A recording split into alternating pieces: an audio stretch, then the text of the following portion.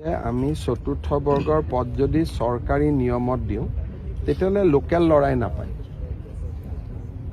Local ল'ৰাই কিয় নাপায়? পৰীক্ষা দিব লাগে। গতিকে তাকে লৈ গাঁও চহৰবিলাকত স্থানীয় ল'ৰাবিলাকে আপত্তি কৰে। সেইকাৰণে আমি এটা ছিষ্টেম কৰিব খুজিছোঁ য'ত নেকি স্কুলখনৰ প্ৰিন্সিপালকে তাৰ এজন গ্ৰেড 4 এমপ্লয়ী ল'ব পাৰে স্থানীয় জেগাত।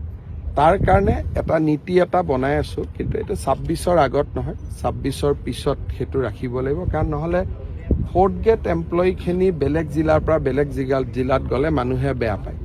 সেইকাৰণে বহুতবিলাক ৰাজ্যত আজিকালি নতুন নতুন কিছুমান নিয়ম কৰিছে। ময়ো এইবাৰ শিকি আহিছোঁ 2-3টা। কিন্তু বিধানসভা নিৰ্বাচনৰ আগত যিহেতু আমাৰ এডভাৰটাইজ হৈয়ে গ'ল, নিযুক্তিয়ে হ'ব গোটেই পোষ্টখিনি। সেইকাৰণে এতিয়া নহয়, বিধানসভা ইলেকশ্যনৰ পিছত কলেজৰ গ্ৰেড 4 পোষ্ট, হস্পিটেলৰ গ্ৰেড 4 পোষ্ট, স্কুলৰ গ্ৰেড 4 পোষ্ট, এইখিনি যাতে সেই মৌজাটোৰ ল'ৰাই বা সেই গাঁৱৰ ল'ৰাই পায়, তাৰ কাৰণে আমি নীতি এটা বনাই আছোঁ।